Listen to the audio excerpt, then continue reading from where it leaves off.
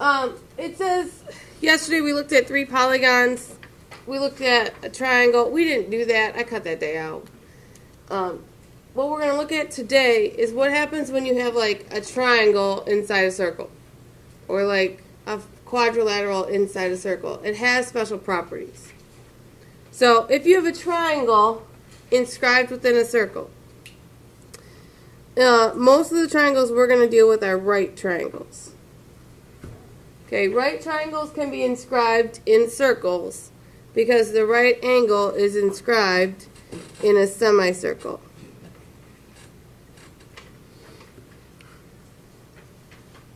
Okay, so what ends up happening is you have a right triangle where the hypotenuse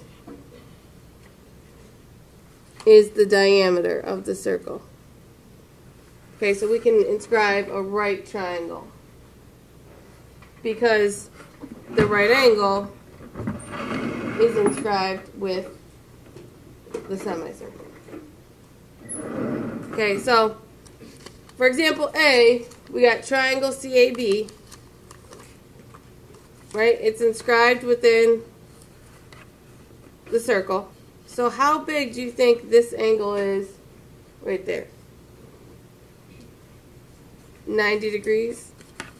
Do you see how that angle, angle A, is inscribed within the semicircle, the half circle? So that's where your right angle is. So this is 90 degrees. It's always like shining on the half circle, the diameter.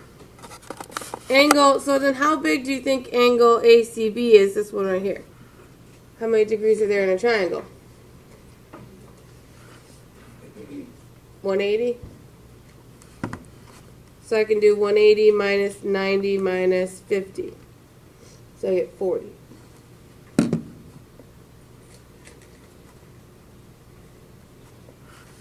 So we got a right angle, a 50-degree angle, and a 40-degree angle.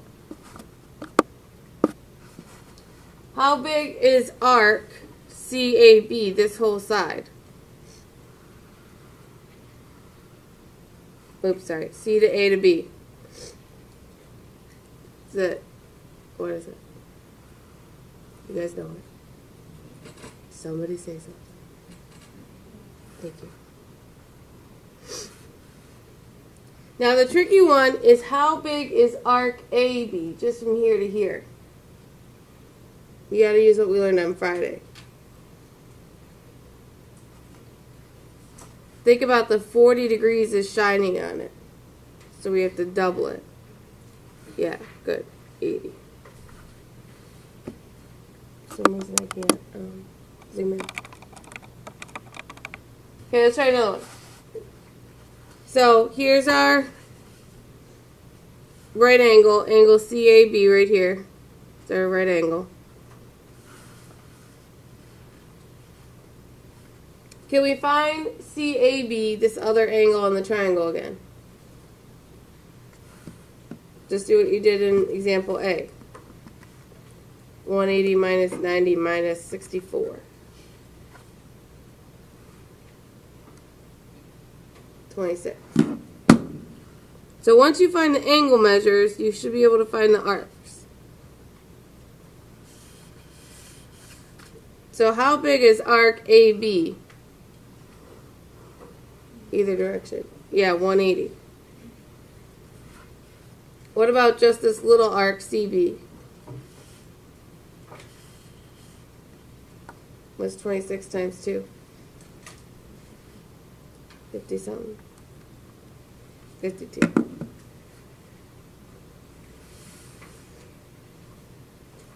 Okay, so we can find arcs and angles with the right triangle. Now, C's got some algebra. C's got some algebra. So the measure of angle ACB, again, is our 90-degree angle. So to find X, I don't really have to do a whole lot of algebra, because what are these two angles are going to have to add up to?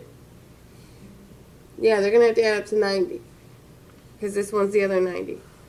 So I'm going to take a half X plus a third x plus 5 and make it equal to 90. So it's just like something you would have done first semester, just inside a circle.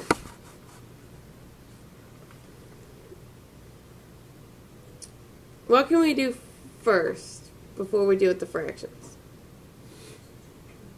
Yeah, can I just subtract the 5?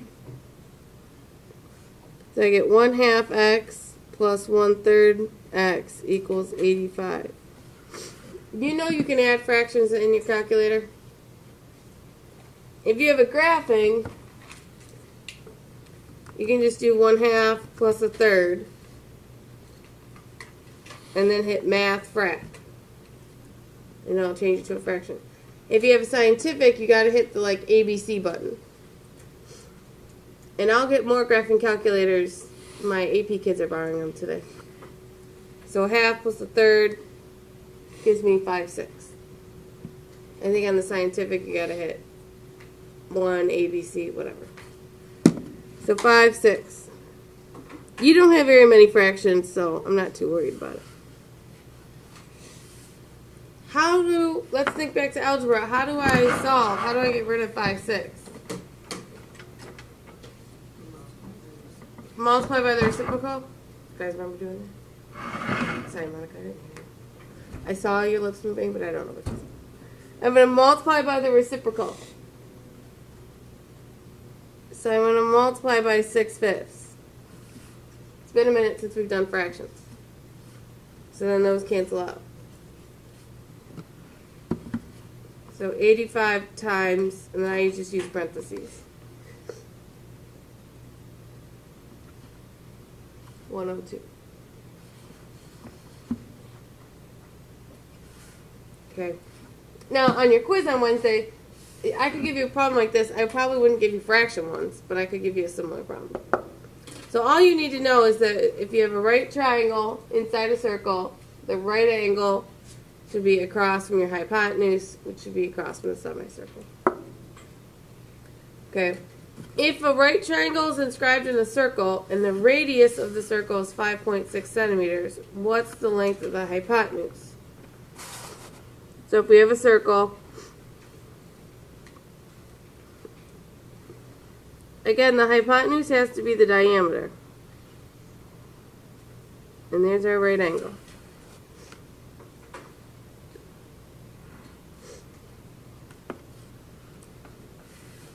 So remember, the hypotenuse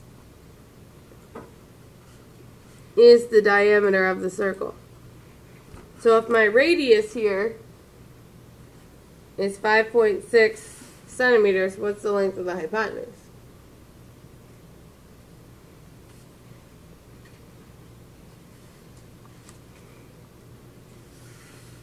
Can I just add another 5.6?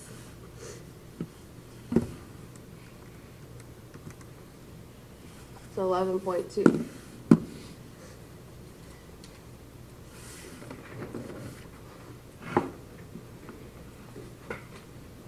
Okay. Questions? Okay, so everything else we're going to work on today is we're going to look at quadrilaterals inside a circle. Can you take, you know how they say you can't put a square peg in a round hole, but you really can if certain things work. So, a quadrilateral inscribed within a circle. It only works, that doesn't necessarily have to be a rectangle, a square, a rhombus, it can be any four-sided figure. It only works when the opposite angles are supplementary. Okay, which means they add to 180. So in this picture, angle D and angle F are going to add up to 180, these two.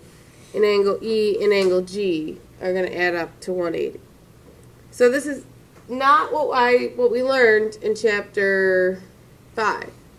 Usually with quadrilaterals, opposite angles are congruent. If they're inside a circle, they have to be supplementary. Okay, so in question, example 3, it says, can you take each quadrilateral and inscribe it in a circle? So could I take my compass and draw a circle around this? You have to check. Are the opposite angles going to add up to 180? So, look here, look here. Right away, what's 130 plus 70? 200. Because those don't add up to 180, you could just say no. If I wanted to find that fourth angle, what do all four angles have to add up to? 360. In a triangle, it's 180. In a quadrilateral, it's 360. I'm not going to do it. B. These two are going to add up to 180 because they're both 90. Because we know all four have to add to 360, we don't even need to know what these angles are. We just know that they are going to add up to 180 because that's all that's left. Teddy, put your phone away. Okay, so then we can say this is a yes.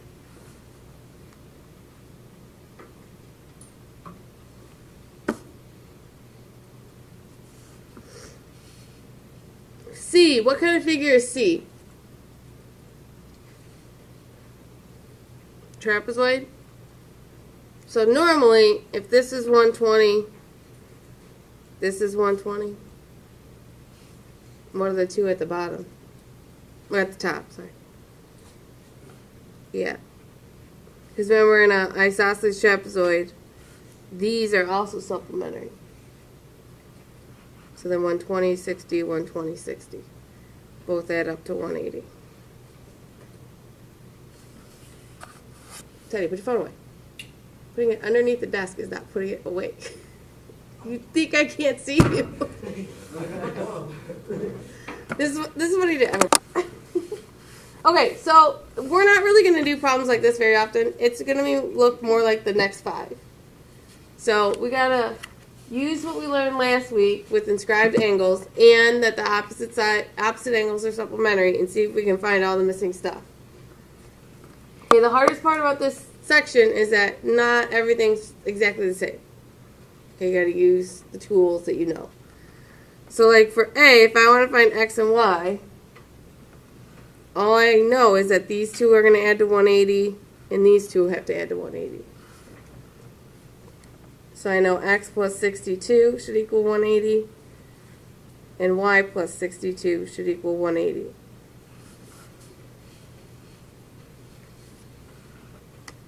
So can you subtract? Now they're not always going to be the same. So here X is 118 and Y is 118.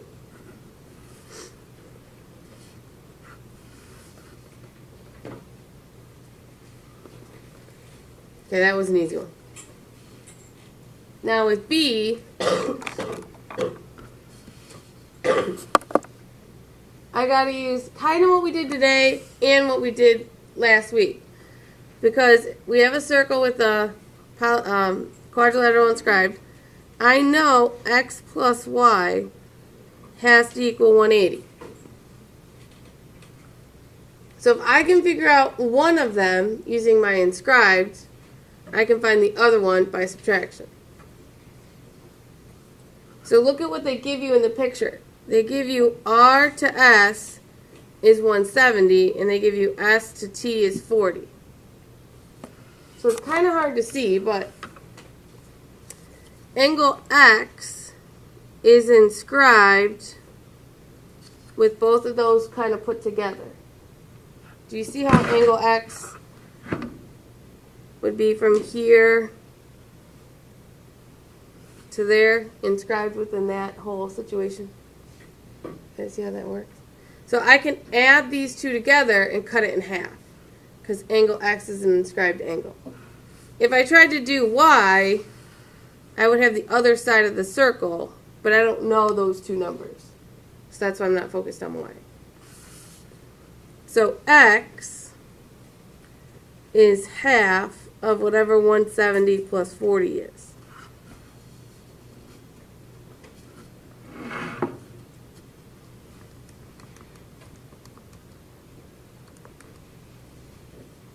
So X has to be 105.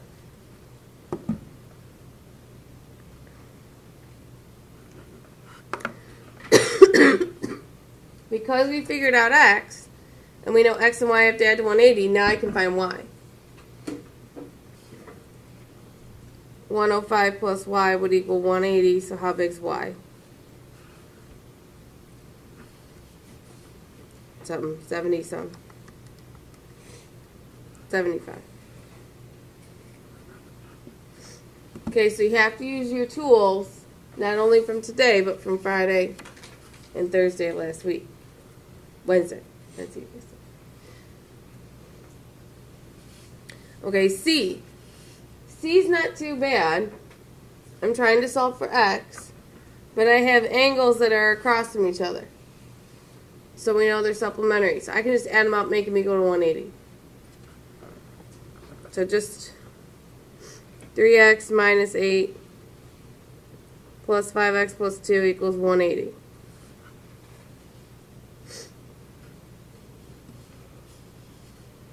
Combine like terms.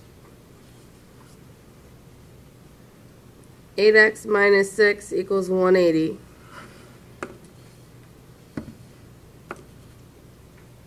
So I can add 6. I don't know what I'm doing. And divide by 8. So x is 23.25.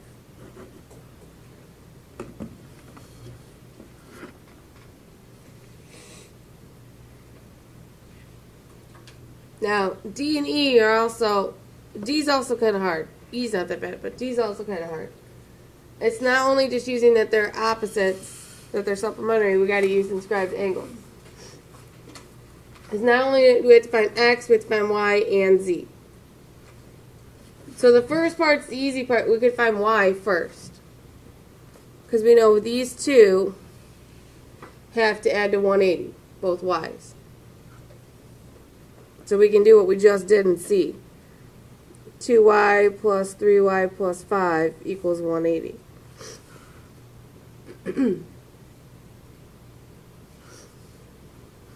So 5y plus 5 equals 180. The biggest thing that people always screw up is they want to make these equal. They are not equal. They add up to 180, which you should be able to tell by looking at the picture.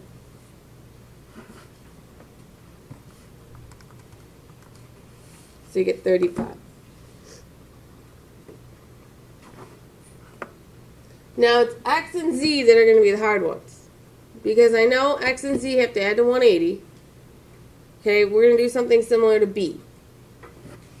If I take my post-its and try to cover up with z, z's inscribed within this side of the circle. But I don't know those numbers. If I take my papers and I try to look at x, x is inscribed with the two numbers I have. Because again, angle x kind of goes from here all the way around to here. So it's half of these two added together.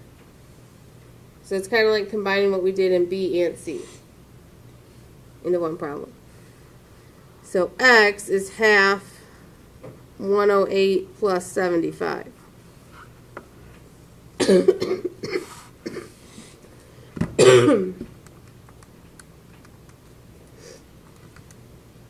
So 91.5. And because x and z are opposites, they have to add up to 180. So for z, I can just do 180 minus 91.5.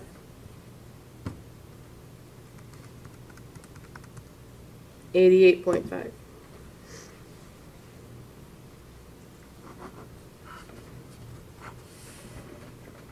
Okay, so that was kind of a tough one. Okay, kind of combined everything we did. E, I think you could do on your own. You have this side has to add up to 180. This side has to add up to 180. So try E, solving for both of those on your own. 29 and 39? Well, 39 for x, 29 for y. Okay, so the last thing, so we talked about triangle being inscribed, quadrilateral. You can also inscribe a star, if you ever want to know that. Find the measure of an inscribed angle, and then find the sum of all the inscribed angles for the star. So, you can't, well, this got cut off, but there should be this part of the circle. So if I want to find all the angles here, all these little guys, first thing I'm going to figure out is how big is each arc. Because each arc, each angle there is inscribed within each little arc there. So what does the whole circle add up to? 360, and I have 1, 2, 3, 4, 5 arcs that are all the same size. So I can take 360 and divide it by 5, and that'll give me how big each arc is. 72. So each arc out here is 72 degrees.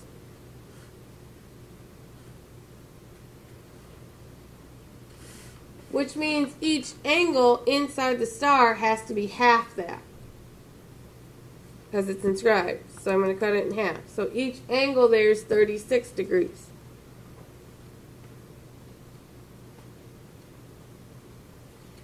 So what's the sum of all 5? You get 180.